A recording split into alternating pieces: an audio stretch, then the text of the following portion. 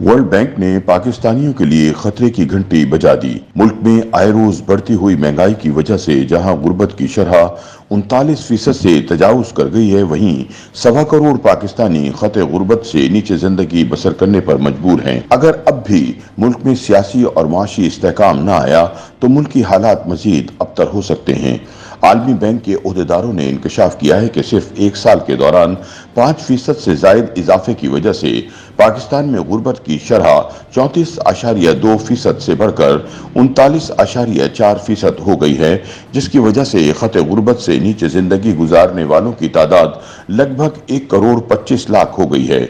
दूसरी जानिब मुल्क में ऐसे अफराद की तादाद 9.5 करोड़ से जायद हो चुकी है जिनकी यौमिया आमदन $3.20 यानी तकरीबन 950 रुपए से भी कम है।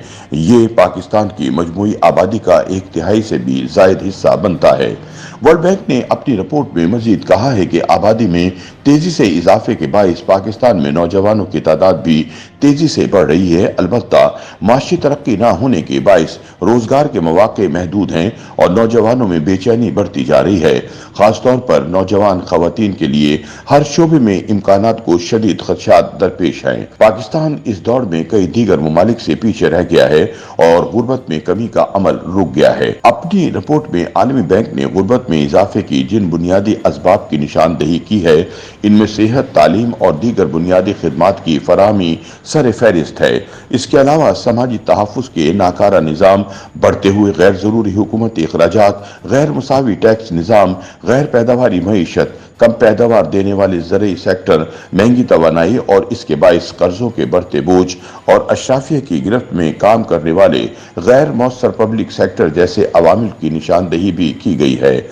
वर्ल्ड बैंक का कहना है कि मुल्क में नौजवानों में बेरोजगारी की शरह में 10 साल में तेजी से इजाफा देखा गया है। शहरों में रहने वाले 7.4% नौजवान लड़के और 10.4% खवातीन बेरोजगार हैं। अवाम को सेहत, तालीम, सफाई सुथराई जैसी बुनियादी सहूलतें दस्तयाब नहीं और इन्हें ग़िज़ाई कमी का भी सामना है। पाकिस्तान के शहरों में मुकीम 47% घरानों में गुंजाइश से जायद लोग रहने पर मजबूर हैं, जबकि इन सब हक़ाइक़ के साथ मुल्क में हकीकी फीकस आमदन में महज 1.7% इजाफा हुआ है, जो जनूबी एशियाई ममालिक में होने वाले औसत इजाफे के निस्फ से भी कम है। रिपोर्ट के मुताबिक 1980 की दिहाई में पाकिस्तान की फीकस आमदनी जनूबी एशिया में सबसे ज्यादा थी, लेकिन अब इसका शुमार खित्ते के कम तरीन आमदन वाले ममालिक में होता है। माहिर इक़्तिसादिया डॉक्टर इफ्तिखार अहमद का कहना है कि रिपोर्ट हुकूमत के लिए पॉलिसी में तब्दीली के लिए वाज़ेह और बरवक्त इंतबाह है।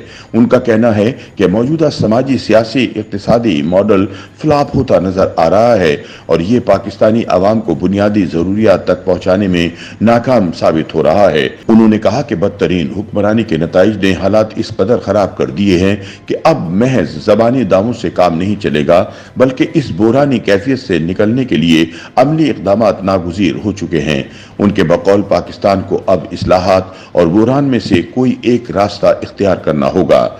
एक और माहिर इक़्तिसादियात फरहान महमूद का कहना था कि मुल्क का मुआशी मुस्तक़बिल फ़िलहाल तारीक नज़र आ रहा है, क्योंकि मईशत मुसलसल सुकड़ रही है और इसे ठीक करने के लिए काफ़ी वक्त दरकार होगा। उनका कहना है कि मौजूदा मुआशी हालात में अफरात ज़र यानी महंगाई बढ़ने की वजह से क़ुव्वत ख़रीद में कमी और बेरोजगारी में इजाफा होगा, जिसके बाइस गुर्बत में भी इजाफा होगा।